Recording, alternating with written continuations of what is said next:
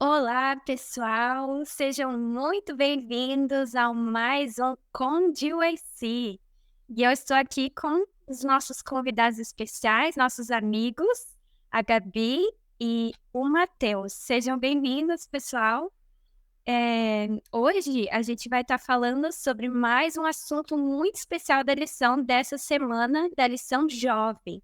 Mas antes de começar, eu gostaria de pedir que você compartilhe esse estudo com seus amigos, envie para os jovens da sua igreja, compartilhe com todas as pessoas que você conhece, para que elas também possam ter esse enriquecimento espiritual, possam participar com a gente e possam aprender mais sobre Jesus e sobre a sua palavra.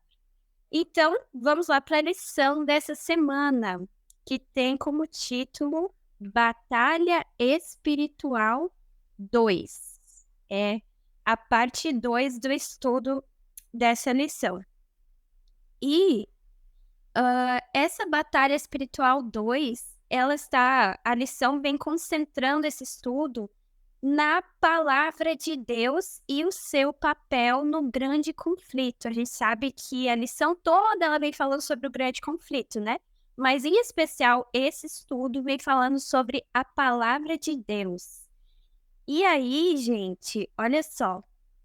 A palavra de Deus, ela tem um papel muito, muito, muito importante nesse conflito. E é sobre isso que a gente vai estar falando aqui um pouquinho. Vocês sabem que os marqueteiros, né, não sei se alguém aqui algum de vocês já fez algum tipo de trabalho de marketing, mas as pessoas que fazem trabalho de marketing, elas têm maneiras de captar a atenção e estimular ou incentivar e até mesmo convencer as pessoas a comprarem ou adquirirem aquele produto que elas estão fazendo propaganda, né? E a lição ela vem comentando um pouquinho sobre o marketing do cigarro que foi feito há um tempo atrás e que convenceu muitas pessoas a adquirirem esse hábito de fumar, né? E o que aconteceu foi que muitas pessoas começaram a ficar doentes, né? Mas eles convenceram as pessoas de que aquele hábito era chique, que era bonito, que fumar era uma coisa elegante. E as pessoas compraram essa ideia, né? E a lição dessa semana vem falando que Satanás, ele usa de marketing, de inteligência de marketing, para nos convencer a cair em suas armadilhas, a acreditar em suas mentiras, né? E aí que entra a palavra de Deus, né? O que a palavra de Deus vai fazer para nos proteger ou para nos livrar dessas mentiras, né? Então, gostaria já de lançar aqui para a gente, para os nossos companheiros aqui, a primeira pergunta que nos diz assim: qual o papel da palavra de Deus no grande conflito? E aí, pessoal, o que vocês nos dizem sobre isso?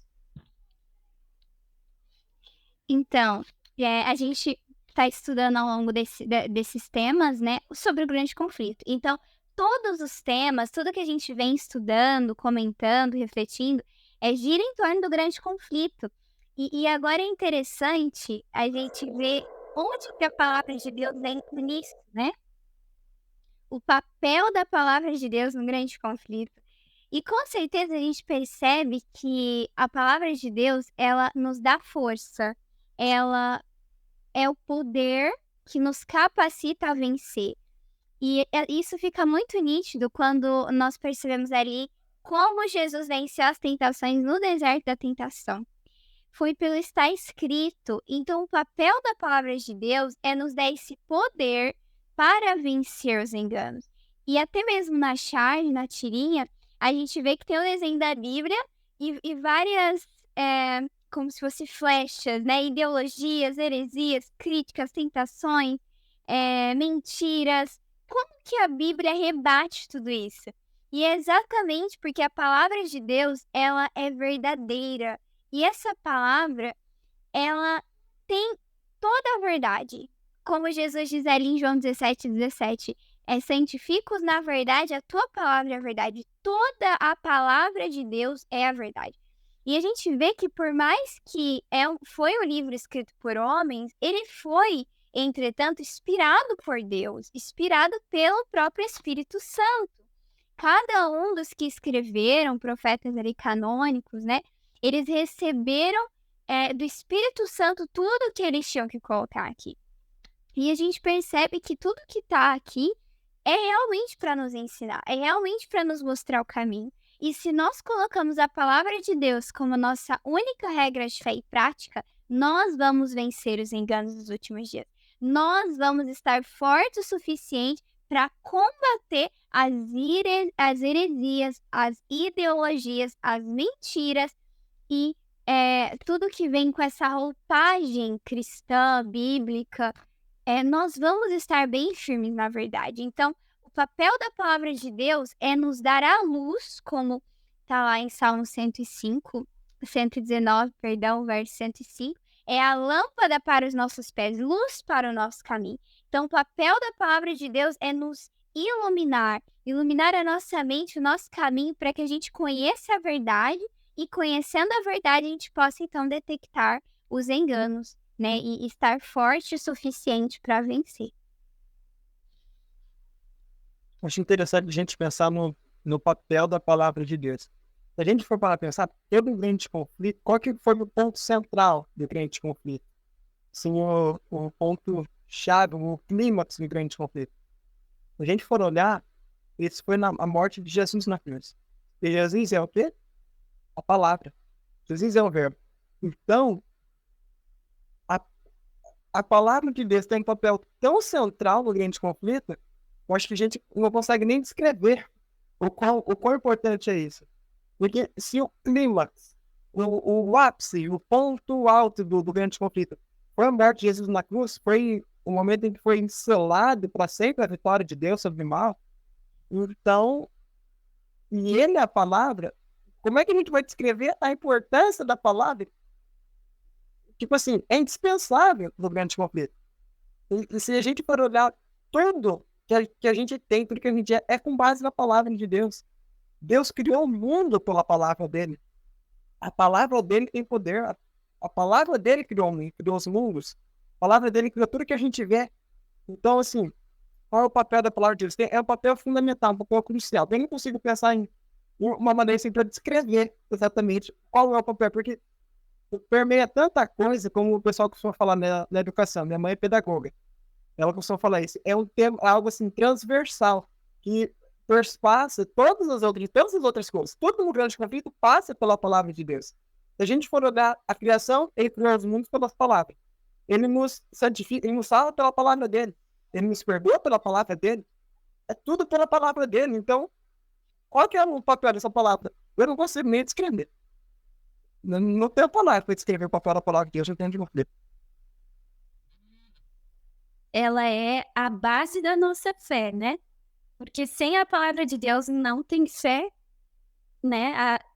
A gente lê que a fé vem pelo ouvir a palavra de Deus, né? Então, a gente crê, a gente fundamenta as nossas crenças nessa palavra, né? E a gente vê muitas vezes hoje em dia aquela frase, mas a verdade, ela é relativa. Você acredita numa coisa, mas eu acredito em outra. E cada um tem a sua verdade. Tá tudo certo, todo mundo tá certo e tal. Isso é relativo, então. Se a verdade é relativa, falar que a verdade é relativa é relativo. É um tiro no pé, né, Gabi? Sim. Mas, enfim, eu acho interessante que a gente, avaliando o texto-chave dessa semana da lição, em Mateus 4, está falando sobre a tentação de Jesus, né? Os momentos quando Jesus ele foi levado para o deserto e lá ele foi tentado. E por que será, né, a lição traz esse texto justamente quando está colocando a palavra de Deus como centro do nosso estudo aqui? Justamente porque Jesus, ele venceu a tentação através da palavra de Deus. E como o Mateus falou, ele era a própria palavra de Deus. Mas ainda assim, ele citou as escrituras, né? Para nos dar o exemplo de como que nós poderíamos vencer os enganos de Satanás. E interessante, eu gostaria de ler com vocês só os versos que Jesus usa a palavra de Deus aqui, né? No verso 4, Satanás oferece para ele: transforma essas pedras em pão se tu tá com fome, né? E aí Jesus diz: está escrito, não só de pão viverá o homem, mas de toda a palavra que procede da boca de Deus. Depois Satanás leva ele lá para o alto daquele pináculo, né? E diz: se atira, porque os anjos de Deus vão te segurar, vão te proteger. E aí Jesus respondeu: está escrito, não tentarás o Senhor teu Deus. E a última tentação, quando Satanás diz aqui: me adora, se prostra e me adora, que tudo, eu vou te dar todo esse mundo aqui, tudo que tem aqui. E aí Jesus responde para ele: está escrito, ao Senhor teu Deus adorarás e só a ele darás culto. Então Jesus aqui, ele citou as escrituras em todos os momentos. Mas tem um ponto interessante. Satanás também citou as escrituras, né? A gente percebe que na segunda tentação aqui, ele menciona as escrituras, está escrito, Satanás usa. E aí entra a nossa segunda pergunta, que eu gostaria que vocês nos ajudassem a responder. Como que nós podemos identificar os enganos de Satanás se eles estiverem disfarçados em linguagem bíblica? Porque a gente sabe que existem muitas interpretações das escrituras, que um fala que é de um jeito, outro fala que é de outro.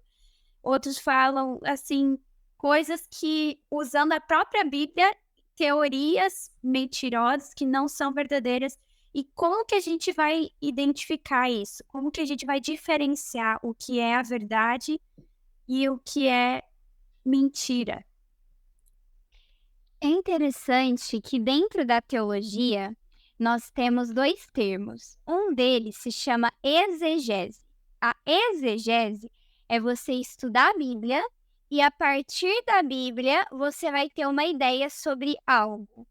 Mas a exegese é o contrário, eu tenho uma ideia sobre algo e agora eu vou para a Bíblia procurar provas do que eu acho que é certo.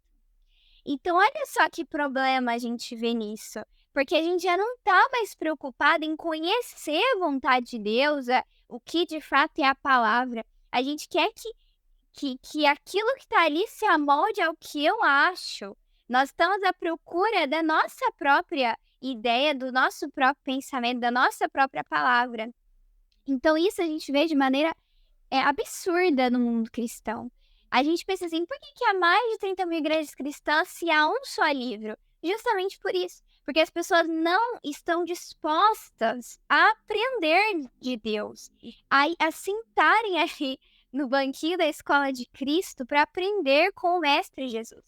Então hoje as pessoas consideram como o seu líder, o seu pastor supremo, homens que erram, homens que falham, homens que estão na ignorância.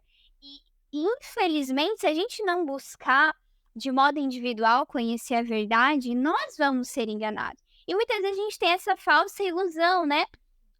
Mas eu sou adventista, eu já sei do sábado, eu sei daquilo, ninguém me engana. Esses enganos eu conheço todos. E aí que a gente corre um perigo terrível, porque aí a gente começa a acariciar a presunção, o orgulho. Não, eu não vou ser enganado. Não, eu já conheço a Bíblia, eu já leio, eu já estudo o suficiente. E aí a gente vai cair aí para um engano terrível, né? Então a gente precisa tomar muito cuidado com isso. A gente tem que buscar estudar, aprender o que está ali com sinceridade, com humildade, com oração. E eu acho muito interessante um texto da irmã White, que está ali na meditação Recebereis Poder, página 72. Ela diz assim: Aquele, porém, que é guiado pelo Espírito Santo, lançou sua âncora além do véu, aonde Jesus entrou por nós. E como que ele faz isso? Como que ele lançou sua âncora além do véu? Examinando as Escrituras, com toda a diligência, buscando luz e conhecimento que o guie em meio às perplexidades e aos perigos que espreitam seu caminho a cada passo. Então, aqueles que não estão sendo guiados pelo Espírito Santo, eles deturpam os conselhos de Deus. É isso que ela continua dizendo nessa página. Eles vão em busca da Bíblia, mas é para encontrarem o que eles acham que é a verdade. E aí a gente acaba sendo enganado pela serpente. E são enganos semelhantes. A gente vê que os enganos lá no céu, os enganos no Éden e os enganos ali no deserto da tentação com Jesus são semelhantes. Tá tudo girando em torno do duvidar da palavra de Deus. Duvidar do caráter de Deus. Se eu não tenho familiaridade com as Escrituras, eu não vou conhecer quem é Deus. Porque aonde mais Deus, o caráter de Deus e o plano da redenção está revelado? Não tem em nenhum outro lugar. É a Bíblia. E a gente deixou de ser o povo da Bíblia, sabe? A gente acredita em filósofo, em teólogos, em pensadores, mas a gente não tá nem aí para a Bíblia. Como se a Bíblia tivesse se tornado retrógrada. E hoje tem os mais liberais que dizem que não, a palavra de Deus está ali, mas ela não é a palavra de Deus. Não é tudo ali. Deus não falou tudo isso aí. Isso aí foi interpretação de Moisés, de Paulo, de Pedro. E aí a gente corre um perigo, né, muito grande em pensar dessa forma. Nós precisamos ter fé na palavra, né? No Cristo que está ali revelado em cada página das Escrituras e buscar em oração e humildade, porque o Espírito Santo ele vai nos guiar não em metade das verdades, em toda. E eu só vou detectar os enganos com a roupagem bíblica se eu conhecer de fato o que está ali. E não é com base no que a Isa pensa, no que o Mateus pensa, no que o obreiro, no que o pastor, no que o amigo, é com base no que eu preciso saber, estudar e examinar por mim mesma, porque a fé precisa ser desenvolvida de maneira individual. E Gabi, interessante, só um pouquinho antes de tu falar, Mateus, eu acho interessante que a gente se conforma muito em ficar na superficialidade quando a gente estuda a Bíblia, né?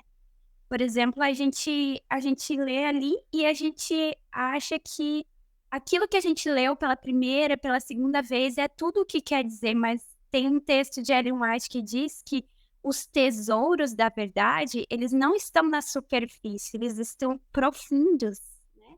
E quanto mais profundo a gente se dedica a estudar a palavra de Deus, quanto mais tempo a gente passa meditando nela, estudando ela, mais a gente vai conhecer a Deus, mais a gente vai amar a Deus, mais a nossa fé vai ser fundamentada e a gente vai ter sabedoria para discernir os enganos, porque os enganos de Satanás são sutis, né? Eles são sutis, ele usa uma meia-verdade, como ele falou ali, né? Os anjos de Deus te darão ordens a teu respeito para que te guardem, para que quando fora do contexto, né? A gente é pretexto. Exatamente. Então, se Jesus não conhecesse a palavra de Deus, se Jesus não conhecesse a Deus, ele poderia ter caído nessa tentação, da mesma forma como nós, né? Mas aí, Mateus, o que tu acha? Opa, Flávio, estava te pensando nisso que o Gabi falou, interessante, né? O contraste, o exegese e exegese, você falou? Isso, é com X, Então, o outro é EI. Então, eu vou na Bíblia para fundamentar na Bíblia a minha crença. Para ter minhas crenças retiradas da Bíblia, né? Tipo assim, a partir dali, embasadas ali. Na outra, eu vou lá para embasar as crenças que eu já tenho. Isso é interessante. Aconteceu algum tempo atrás, eu fui cortar o cabelo. Tô precisando cortar de novo. Mas tinha ido cortar o cabelo e ele tava lá conversando com o barbeiro. E aí ele é adepto não, como é que fala? É favorável ao cristianismo? Não, E é é simpatizante, obrigado. É simpatizante, formamos levou aqui, né? Simpatizante do cristianismo. Mas não se decidiu ainda. Mas aí, vira e mexe, ele gosta de assistir uma pregação, alguma coisa assim, pra ele se sentir bem. Ah, tá bom, né? O que ela vai fazer? Eu tava conversando com ele e aceitou o texto da Bíblia, conversa sobre temas da Bíblia, né? Sobre o bem de conflito. Até que eu falei bem assim, mas você tem que tomar uma decisão logo, amigo. Porque Jesus, ele tá prestes a voltar. E como eu comecei a falar um pouco sobre a volta de Jesus, e os sinais da volta de Jesus, eu peguei o meu celular e li um texto da Bíblia ali pra ele. E eu achei interessante que ele me respondeu. Ele respondeu bem assim, olha, esse texto que você leu na Bíblia confirma que o pastor tal falou. Porque o pastor tal, eu viu aqui, me mandou um vídeo aqui, assim, sabe? E foi e mostrou o vídeo. E aí eu assisti lá o pastor tal falando, né? Sobre aquele mesmo tema. Mas eu fiquei pensando nisso, algo achei interessante. Quer dizer, a Bíblia confirma o que o pastor falou. O pastor citou um caso lá, uma situação que tinha acontecido, né? Então foi, tipo assim, um evento que tinha acontecido. E aí a Bíblia confirma o que o pastor falou. Eu fiquei pensando, não era para ser ao contrário? Quer dizer, o evento que aconteceu confirma o que a Bíblia já tinha falado? Quer dizer, ali o rapaz estava colocando o que como a base? A Bíblia ou a fala do pastor? O rapaz colocou a fala do pastor como a base. E a Bíblia, bom, como encaixou com o que o pastor tinha falado, bom, então tá bom. Então isso confirma o que o pastor tinha falado. Mas se não tivesse encaixado, não, mas meu pastor falou diferente. E eu fiquei pensando assim, caraca, eu aposto que ele não sabe disso, ele não notou isso. Mas quantas vezes a gente faz isso? Não, isso acho que confirma o que eu tava pensando. E aí a gente usa a Bíblia, em vez de ser a base da nossa fé, a gente usa, vamos ver, se ela concorda comigo, beleza, eu não gosto. Não, realmente acertou aqui. E muitas vezes a gente faz isso também com o espírito de profecia, principalmente. Não, essa parte aqui é inspirada. Essa aqui, foi só um conselho. Por quê? Porque a parte inspirada é porque a gente gosta, né? Não, isso aqui eu quero seguir, isso aqui foi inspirado. Isso aqui não, isso aqui é só um conselho. Por quem? Porque eu não gosto. Então, quem é que é o dono da verdade? É você, né? Então, você não precisa da Bíblia, mas você não precisa do Espírito de profecia, escreve a sua própria palavra. Não é? Se você está apto já para julgar o que foi inspirado e o que não, escreve a sua própria palavra. E como que isso se liga à pergunta? Acho que a questão é conhecer a Bíblia, sabe? Conhecer de verdade, conhecer, empregar tempo conhecendo isso. Pelo contemplar, nós somos transformados. Isso é interessante. Aquilo que a gente contempla vai mudando nossa mente. Eu estava traduzindo um artigo sobre coronavírus. E aí eu fiquei um bom tempo traduzindo esse artigo. Tipo assim, uma tarde inteira. Eu tinha prazo para entregar esse artigo, então eu fui até mais tarde da noite fazendo isso. E aí quando eu acordei, de manhã acordei, fui ao banheiro e eu estava pensando em coronavírus. Aí eu peguei a Bíblia, fui estudar a Bíblia, eu estava pensando em coronavírus. Eu fui estudando o Trânsito de Espírito de Profecia, que eu gosto de ler, eu geralmente leio um trecho a cada dia, e eu estava pensando em coronavírus. E eu, caraca, como assim? Por quê? Porque eu fiquei muito tempo contemplando, digamos assim, coronavírus. E quantas vezes a gente deixa de contemplar a Bíblia? E aí eu lembrei de uma sessão do Espírito de Profecia que fala assim, que a gente deveria falar mais sobre Cristo, falar mais sobre o céu, pensar mais sobre o céu. Por quê? Porque isso molda a nossa mente. Isso molda a nossa mente. E eu experimentei isso. Quer dizer, depois de, vamos colocar aí, sei lá, umas 6 horas, 7 horas, vamos colocar umas 7 horas, trabalhando, pensando, lendo sobre o coronavírus, eu tava com o coronavírus na cabeça, não tava nem no ponto, era na cabeça. Então, começava a ler alguma coisa, porque o coronavírus... Não, por que eu tô pensando em coronavírus? Por que eu tô pensando em coronavírus? Por quê? Porque é um bom tempo contemplando o coronavírus. Simbolicamente, obviamente, né? Mas a gente perde por não contemplar mais a Cristo, não contemplar mais a palavra de Deus. Se a gente se acostumasse com a palavra de Deus, aliás, se a gente se acostumasse, não. Vamos colocar em outra linguagem. Se a gente se acostumar com a palavra de Deus, quando Satanás apresentar os enganos dele, mesmo disfarçados em linguagem bíblica, a gente vai conseguir identificar eles. E aí tem algumas coisas que dá pra gente usar como chave para identificar os enganos de Satanás. Se a gente for olhar as tentações que Satanás apresentou para Cristo, Nenhuma delas era para glorificar o nome de Deus. Mesmo quando ele colocou uma base bíblica, diríamos assim, não era para glorificar o nome de Deus ali. Ali era algo na forma de presunção. Ali não era fé. Ali era para mostrar o poder de Cristo. Como, tipo assim, Cristo como um ser. Não Cristo como Deus, mas como humano. Cristo era 100% Deus, mas era também 100% humano, certo? E ali, aquilo que Satanás fez não iria exaltar o nome de Deus, aquilo que Satanás propôs. Iria exaltar a pessoa de Cristo ali. E Cristo não. Cristo se propôs a não usar o poder dele em favor dele mesmo. Ele iria usar o poder dele em favor de outras pessoas, não em favor dele mesmo. Se a gente for olhar todas as situações de Satanás, mesmo quando ele usa uma linguagem bíblica, ela vai ou levar para o lado da presunção, não vai ser para o lado da fé, ou vai levar para o lado da exaltação própria. Sempre ele vai tirar o texto do contexto. E aí tem um ditado que fala assim, texto fora do contexto vira um pretexto para uma desculpa, né? Então ele sempre vai tirar isso do contexto para usar por os propósitos que agradam a ele. E se a gente conhecer a Bíblia, realmente conhecer a Bíblia, se a gente tiver familiaridade com os textos, com aquilo que ela está realmente querendo dizer, a gente não vai ser enganado por ele. Mesmo quando esses enganos estiverem disfarçados em linguagem bíblica.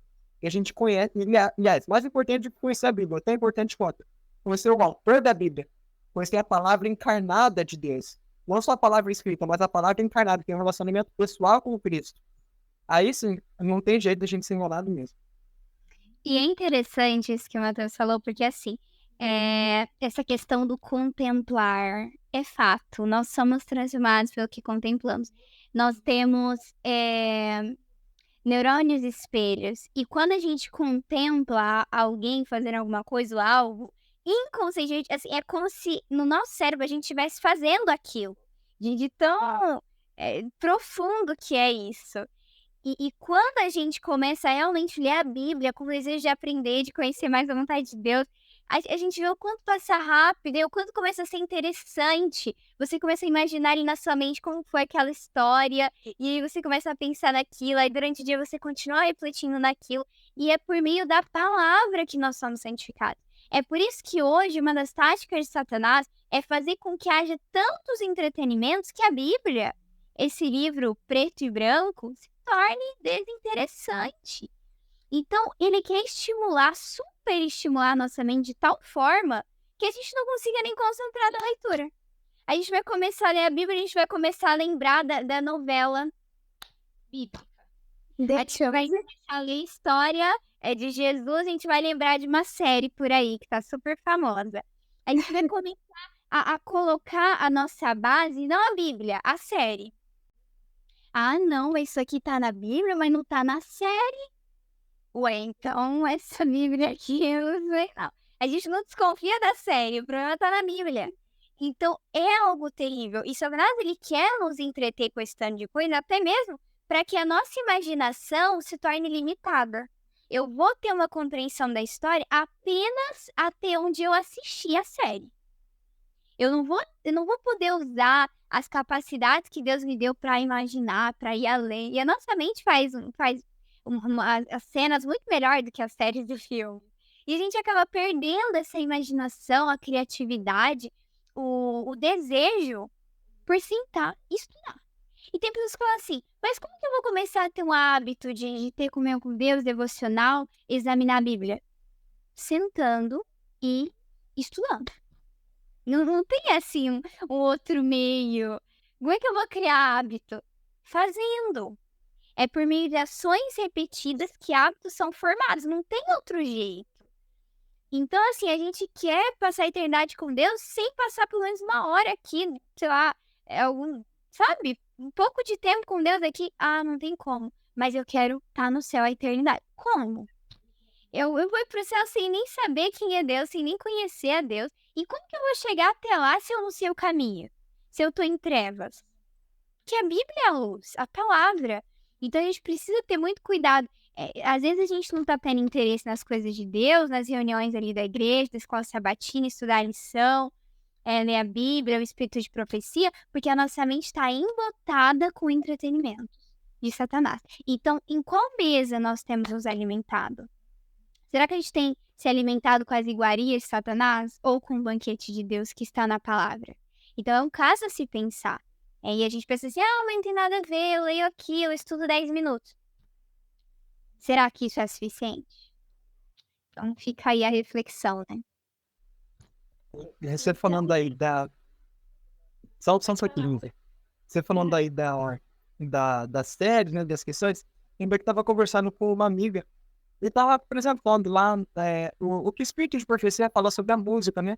E aí tem um texto do Espírito de Profecia em que a Ellen White fala que ela contemplou uma casa e as pessoas estavam, os jovens estavam reunidos do instrumento musical e eles estavam tocando uma música dançante. E ela falou que os anjos saíram dali chorando. Não lembro se falou dali que saíram dali chorando ou se os anjos ficaram do lado de fora da casa. Eu sei que os anjos não se fizeram presentes na casa, não estavam ali junto com as pessoas, né? E eu apresentei esse texto para essa amiga. E ela falou, mas você tem certeza? Porque eu vi na série Jesus brincando de roda, Jesus dançando roda com os discípulos. E eu vi na série. Aí eu olhei assim para a pessoa e eu falei, bom, aí fica a seu critério escolher se você quer ficar com a série ou com o Espírito de Profecia. A pessoa parou, a pessoa falou, é verdade. O Espírito de Profecia está falando uma coisa, a série está falando outra. Eu vou ficar com o Espírito de Profecia. E a pessoa, graças a Deus, escolheu ficar com o Espírito de Profecia. E isso foi... isso é uma benção. É o que a gente precisa escolher a cada dia. E aí eu lembrei de uma coisa, você falando assim, das séries. Eu tenho uma série que eu gosto muito. E eu vou falar pra você. É a série O Grande Conflito. Eu sabia. Não, de verdade. É isso. De verdade, eu tô ouvindo a série O Grande Conflito. Você pode ouvir no Ellen White Audio. Tem no YouTube, tem um site, aí a gente lançou e tem um aplicativo também. Você pode baixar o aplicativo e ouvir pelo aplicativo. Eu tô ouvindo, fazendo aquele elo bem, sabe? Que cada dia você lê um capítulo do Espírito de Profecia. Só que eu tô ouvindo. Gente, que coisa fantástica. Ali conta, e tipo assim, eu coloco fone de ouvido, e eu vou trabalhando, vou andando, o que eu preciso fazer, eu vou fazendo com fone de ouvido. Ou então quando eu tô dirigindo, eu coloco no carro. Que coisa fantástica. Você vai ouvindo, você vai imaginando a cena. Tem uma riqueza de detalhes tão grande, tão grande. Eu garanto que é melhor de qualquer série, porque ali é só a verdade. Ali não vai estar adicionado as outras coisas. E não vai ter, a gente costuma falar aqui no Mato Grosso, a extinção de linguiça, né? Uma coisa que o pessoal coloca lá para deixar melhor, para deixar aquele gostinho de quero mais. Não, ali é a verdade. E assim, você fica com o gosto de quero mais. Mas é a verdade. Isso é realmente incrível. Vou deixar essa sugestão para vocês. Legal, Matheus. E aproveitando o teu gancho de sugestões, a gente vai passar para o nosso quadro Indica de UIC, nosso quadro especial. Então, roda a vinheta aí, pessoal.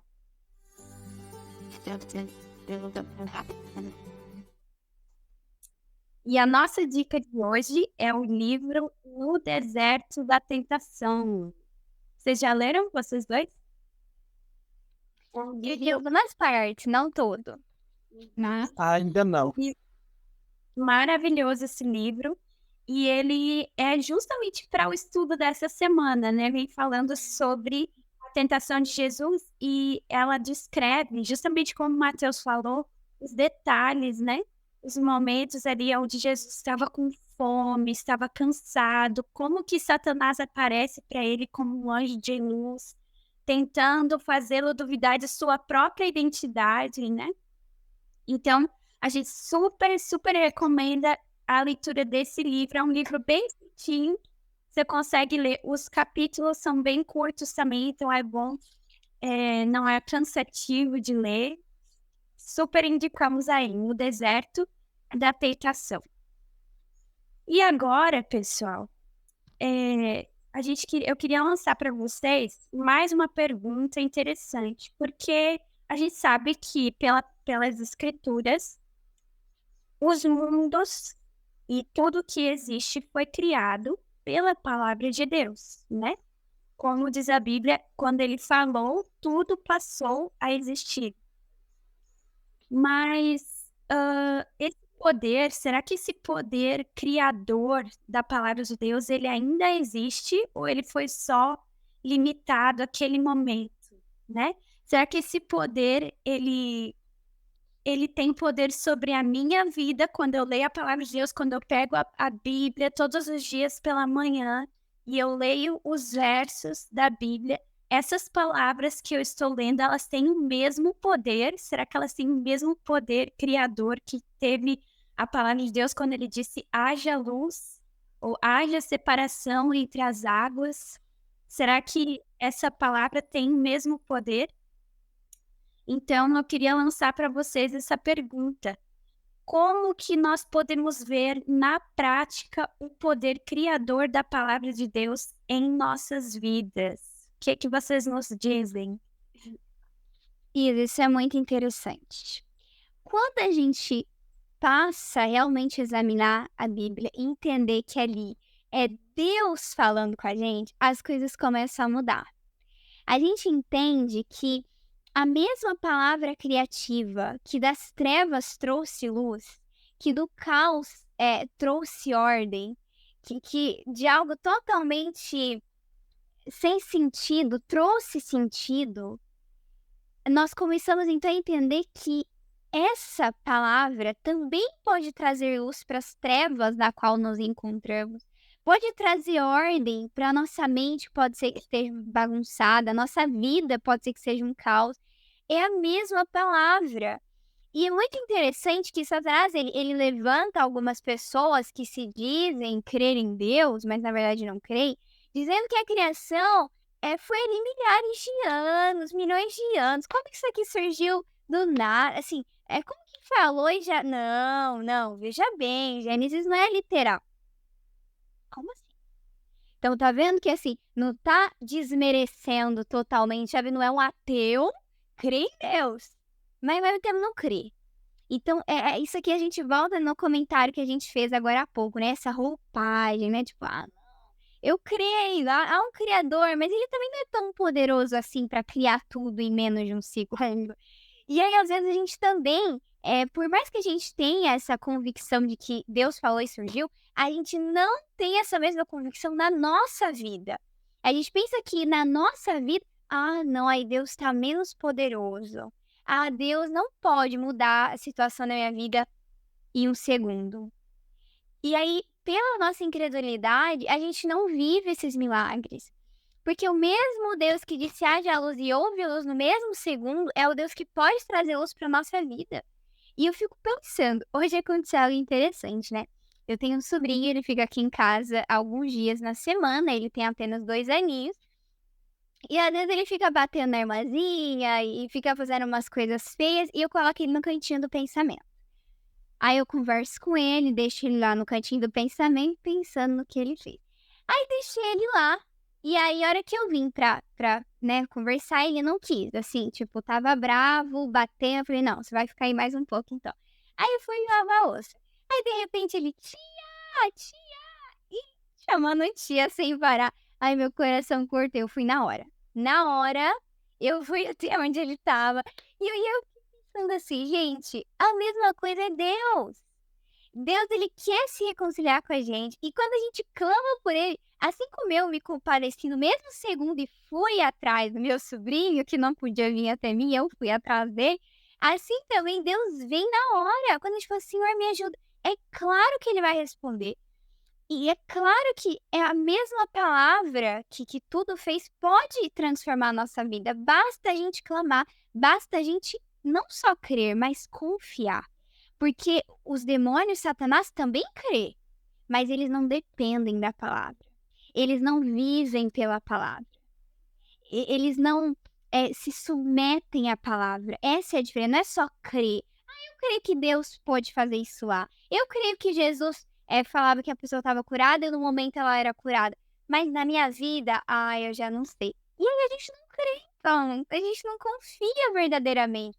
Então a gente precisa entender que é o mesmo Deus. Deus não deixou de ser poderoso. A gente que deixou de ter fé. E se a gente confiar e ler a Bíblia entendendo que não é meras palavras, mas são promessas e reclamar essas promessas, nós vamos viver nós vamos viver na nossa vida o poder da palavra de Deus. A palavra criativa. E quando Jesus falar, vai ter em você agora um novo coração. Amém, isso aconteceu. Há um novo coração, porque Deus disse. E a gente precisa crer, e não só crer, mas depender da palavra criativa. Acho interessante a gente pensar que é a mesma palavra, é o mesmo Deus. O poder dele não diminuía. Como é que ele criou os mundos? A Bíblia fala. Ele falou e tudo possa existir. Então, essa palavra tem poder ou não? Quer ver? Vou dar um exemplo para vocês. Eu quero que apareça uma porta aqui agora. Cadê a porta? Não apareceu. Por quê? Porque a minha palavra é a palavra de homem. Não é a palavra de Deus. Eu vou dar um exemplo, que está na Bíblia. Como é que Deus falou? Como é que foi que ele criou o mundo? Eu não lembro exatamente as palavras. Mas fala que no princípio criou Deus céus e a terra. Então que haja um planeta aqui agora. Não aconteceu. Por quê? Porque é uma palavra de homem.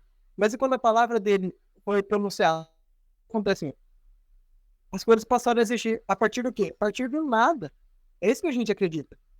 Se você não acredita assim, desculpa, mas você está precisando ler. Você está precisando estudar as nossas crenças básicas. Nós cremos que o mundo foi criado pela palavra de Deus. E como isso afeta a nossa vida? É a mesma palavra. A mesma palavra que lá atrás disse, que lá atrás criou os mundos, é a mesma palavra que fala pra gente hoje.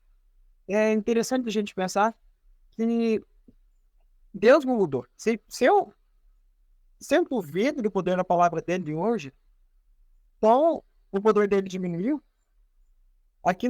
Eu cresci ouvindo, não sei se é só aqui no Mato Grosso que o pessoal fala, mas eu cresci ouvindo a seguinte expressão, o seguinte ditado: Deus não pode mentir. E eu sempre pensava assim, Deus não pode mentir porque é contra o caráter dele, né? Porque ele não é verdade, então ele não pode mentir. Porque é contra o caráter dele, é isso que eu pensava.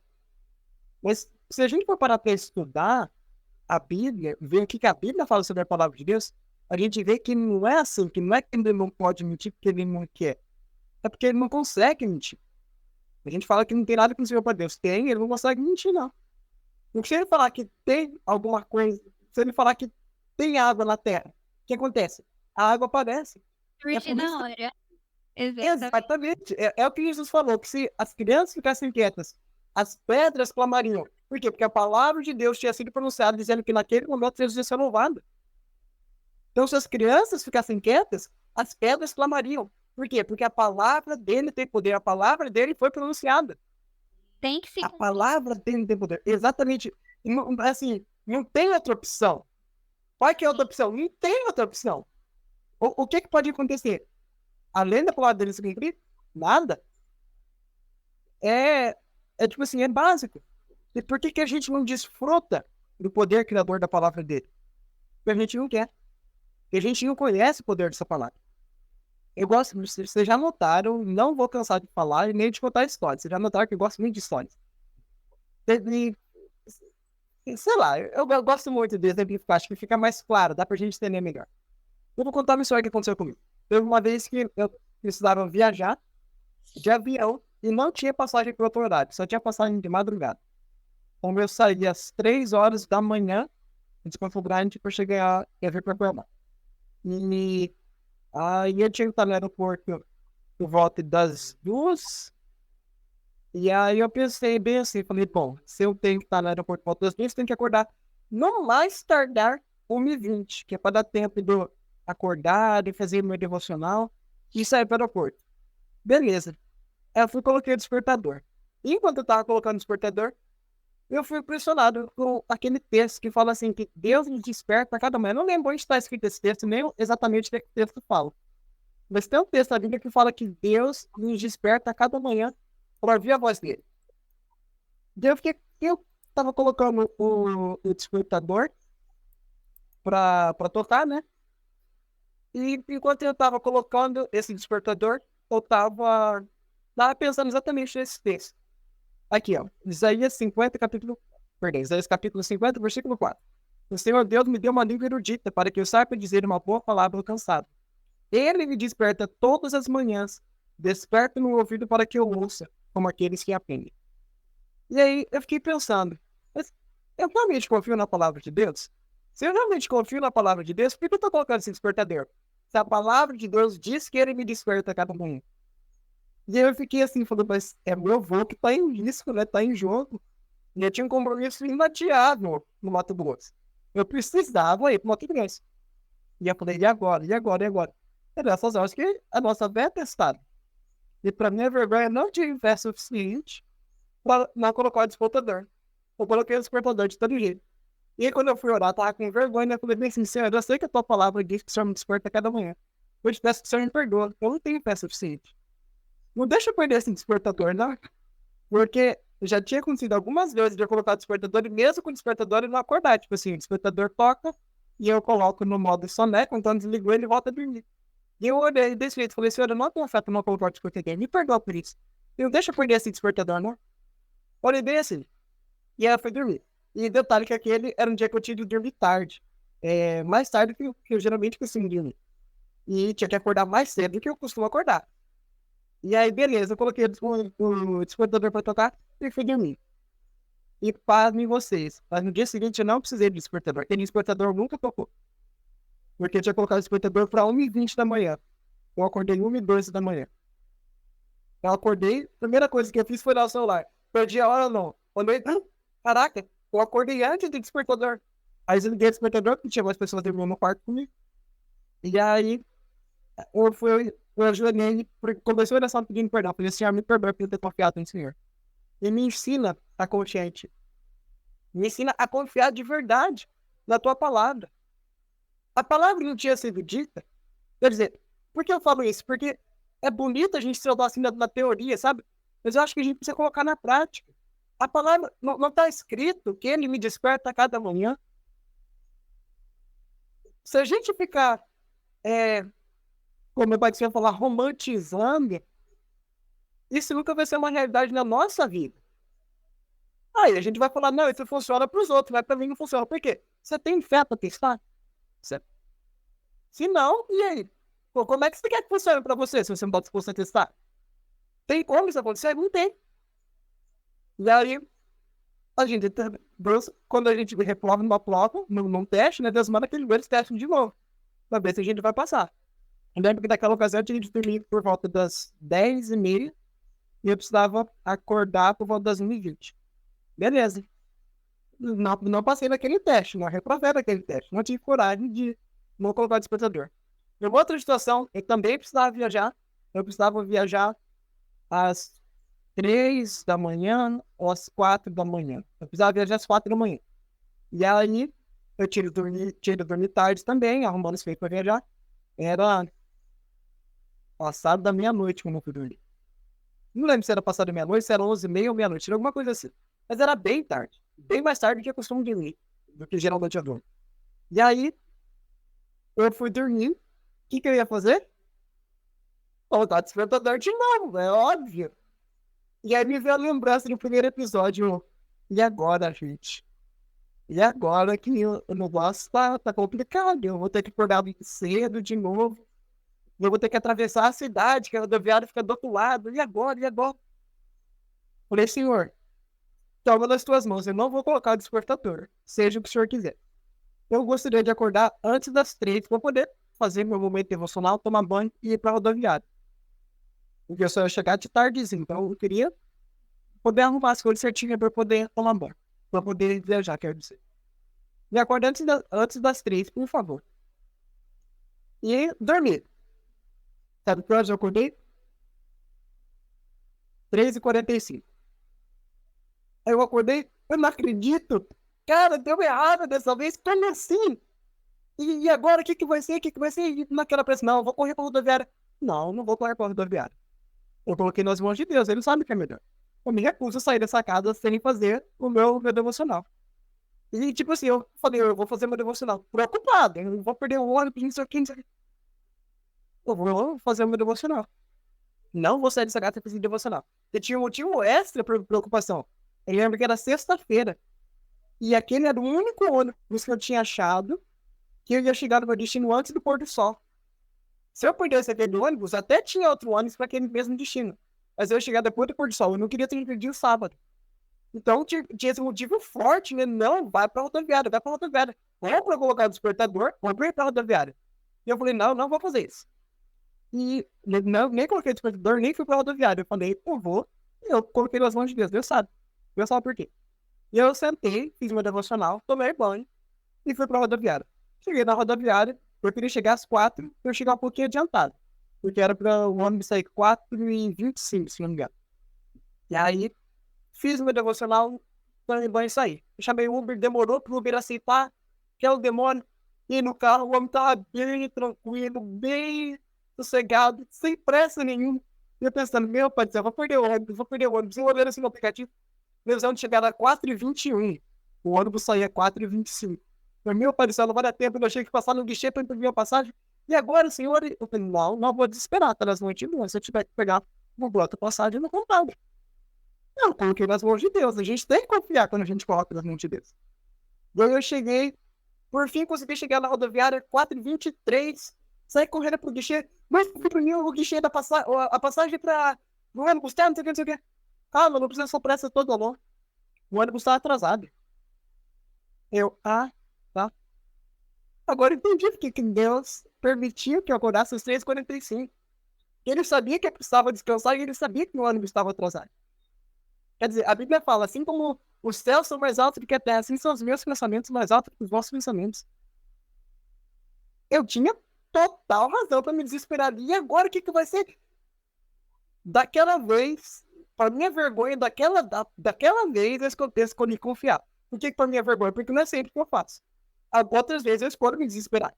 Mas daquela vez eu decidi confiar. Decidi esperar nele. E ele proveu. E aí eu vi ali por que eu acordei atrasado, né? Para mim era atrasado, mas estava tudo dentro do relógio de Deus. Eu fiquei quase 1h30 esperando o ônibus de uma rodoviária, porque eu cheguei atrasado. Agora imagina se eu tivesse chegado na hora que eu tinha planejado, que eu tivesse chegado aqui. Quanto tempo mais eu não teria ficado esperando? A gente perde por não conhecer a palavra escrita e a palavra encarnada de Deus. A gente deveria conhecer mais a palavra tanto escrita quanto encarnada de Deus.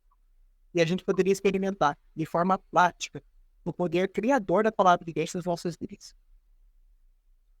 Que lindo, né? Que lindo se a gente vivesse realmente isso, né? Quanto mais o poder de Deus a gente veria na nossa vida. E eu creio que o Senhor ele tem muito prazer quando a gente pega a palavra dele e a gente ora pela palavra. Vocês já fizeram isso como o Mateus fez na história dele, né? Pegar a promessa de Deus ali na palavra e a gente reclamar aquela promessa em oração. E depender, a Gabi mencionou essa frase, depender naquela palavra, depender daquela palavra, né? Com a história do Mateus. E esse é o nosso convite, né? Esse é o convite que o Senhor deixa pra gente hoje, porque o poder criador dele é o mesmo poder redentor.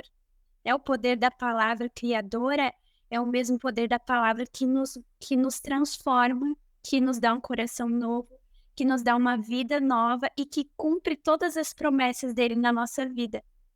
Para finalizar, eu queria mostrar para vocês mais esse livrinho aqui, Estudos sobre a Fé. Esse livro fala muito sobre a palavra de Deus. É incrível, é assim, dá uma explosão na mente quando a gente lê esse livro. E tem uma partezinha que fala assim, ó. O mesmo que ao criar falou e tudo se fez, o mesmo que disse haja luz e houve luz, o mesmo que quando na terra, com apenas a palavra, curou os doentes, purificou os leprosos e trouxe os mortos à vida, este mesmo pronuncia a palavra da justiça de Deus para todos e sobre todos os que nele creem. Então, que poder que tem a palavra de Deus. E a gente é convidado a experimentar esse poder na nossa vida. Eu creio que todos nós queremos isso, né? Vamos orar então para a gente finalizar o nosso estudo. Foi uma bênção ter vocês aqui. E fiquem ligados para os nossos próximos estudos. Compartilhem aí com seus amigos. e desfrutem desses aprendizados tão especiais que nós tivemos. Vamos orar, então? Querido Pai, maravilhoso Senhor, nós te louvamos, Pai, porque nós tivemos a certeza do poder da Tua palavra em nossa vida, Senhor. Jesus, a palavra encarnada, viveu aqui, venceu o poder das trevas, venceu os enganos de Satanás através da Tua palavra. E nós sabemos que nós também podemos vencer através da Tua palavra. Por isso, nos ajude, Senhor, nos dê força para que nós possamos passar mais tempo estudando a Tua palavra, meditando nela, nos aprofundarmos os Teus ensinos, Senhor, para que essa palavra se torne prática e real na nossa vida, Senhor. Te pedimos uma bênção sobre todos aqueles que estão nos assistindo, que o Senhor nos guarde e nos proteja, em nome de Jesus. Amém. Foi um prazer ter vocês aqui com a gente. Muito obrigada pela participação e fiquem com Deus. Tchau, tchau. Tchau, pessoal.